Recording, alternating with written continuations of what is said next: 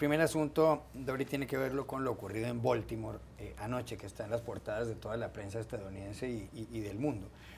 Baltimore es una ciudad de 620.000 habitantes que está a 70 kilómetros al norte de aquí.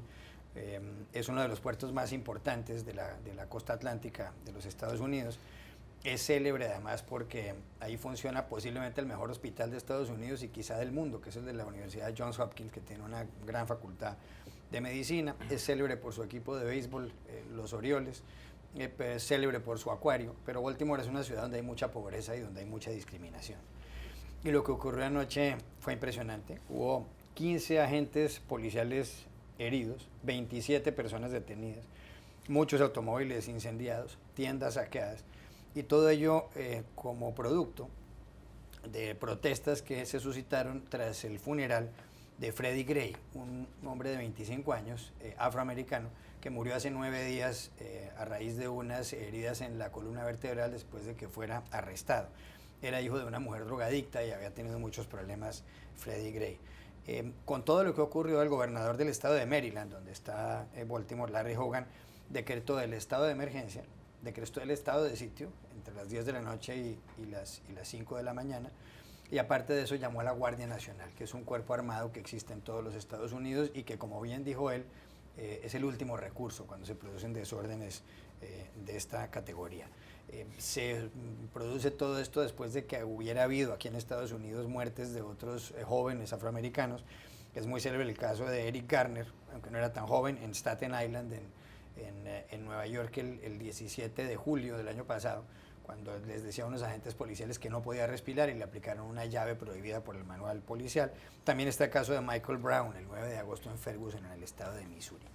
Es que no tiene remedio, y esa es la pregunta, todo esto, porque siempre pasa, es la misma historia de un joven afroamericano que en algunos casos puede haber tenido problemas, en otros no, y siempre ese descontento que ahora ha llegado a cometer actos delincuenciales.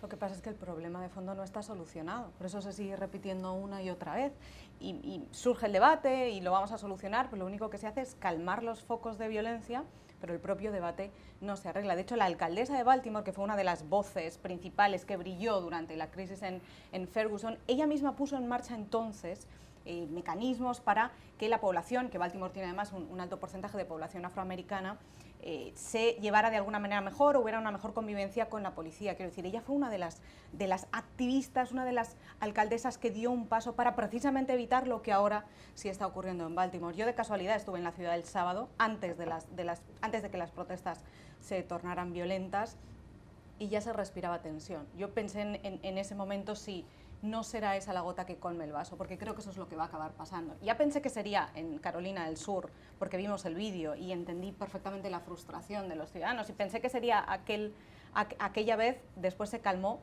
pero este sábado estando en Ferguson la tensión era impresionante y Freddie murió el 19 de abril, quiero decir, esto se está construyendo y está aumentando progresivamente. Viendo lo que ocurrió anoche, sabiendo que Baltimore es una ciudad de 600.000 habitantes, que ahora mismo tiene 5.000 policías y 1.500 miembros de la Guardia Nacional que pueden ascender a 5.000, según dijo el gobernador de Maryland ayer. Es decir, es una ciudad que está ahora mismo prácticamente tomada por la seguridad, con los colegios cerrados, con el toque de queda a partir de las 10 de la noche. Yo me pregunto si este va a ser el caso que realmente suponga la gota que colme el vaso, porque algo tiene que cambiar. Para que se eviten sucesos como este, algo va a tener que cambiar, y no sé si todavía Estados Unidos no está en ese momento. Uno se da cuenta de la pobreza en Baltimore cuando viaja en tren, cuando uno va de esta ciudad de Washington a Nueva York, que es un viaje de 2 horas o 45 en los trenes más rápidos, aunque nunca tienen la velocidad de los trenes europeos, y uno pasa por Baltimore y posteriormente por Filadelfia, se da uno cuenta al lado y lado de la carrilera de realmente unos barrios muy deprimidos. Sí, tienes toda la razón, ¿no? Yo creo que el caso específico de Freddie Gray de alguna manera es un triste arquetipo, ¿no?, de la situación que padecen muchos jóvenes afroamericanos en esa zona. Si ves su historia personal, realmente es una historia increíblemente triste. No fue a la escuela, su madre es heroinómana, tampoco es analfabeta, docenas de arrestos, 2 años en prisión.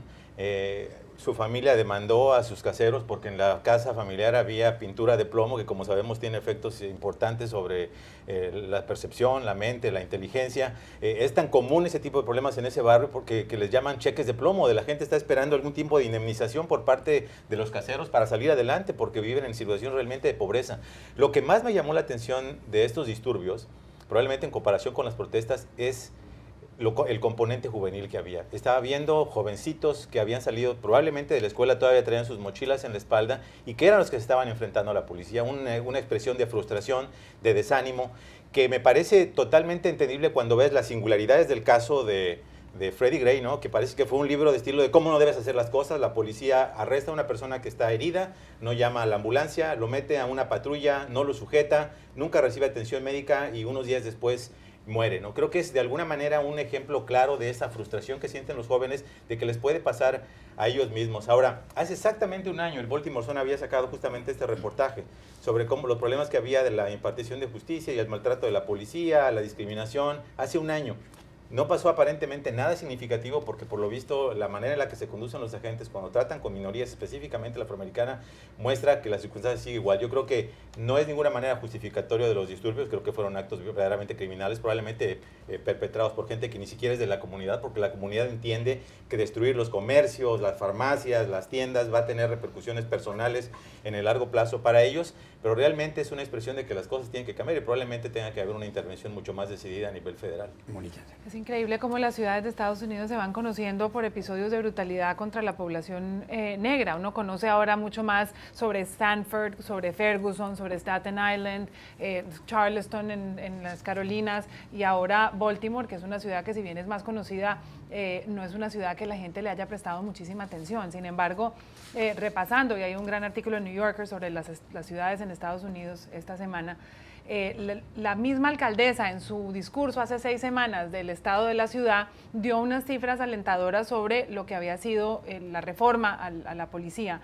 Decía, por ejemplo, que las quejas ciudadanas sobre el uso de fuerza, el uso excesivo de fuerza se habían reducido en un 46%, las quejas sobre descortesía de la policía 53%, los juicios habían disminuido en 3 años. Ella había promovido iniciativas ambiciosas como justamente lo que ocurrió, que los policías anduvieran en bicicleta, en una forma de acercar a la policía a la comunidad en barrios muy, muy peligrosos o donde había brotes de violencia, pero ella misma reconocía en su discurso que solo se necesitaban un par de actos de odio para dañar todo este esfuerzo y eso fue exactamente lo que pasó.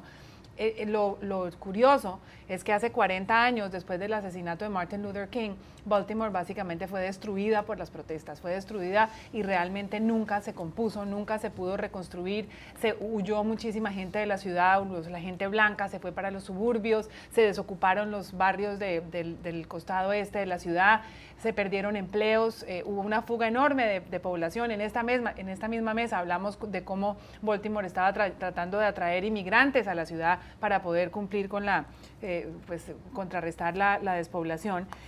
Y también lo que es curioso es que el gobernador anterior, Martin O'Malley, había hecho un esfuerzo muy grande para reducir la criminalidad en Baltimore, una especie de mano dura parecida a la que hubo en Nueva York, y sí se habían disminuido los casos de homicidio. Baltimore fue la capital del homicidio de Estados Unidos durante un tiempo. O sea, es una ciudad que simboliza la dificultad que tiene Estados Unidos para enfrentar problemas de raza, problemas de pobreza, problemas de desigualdad y de la diferencia entre los suburbios de blancos ricos y las ciudades que son focos muchas veces de violencia y desigualdad. Es una foto muy triste de Estados Unidos.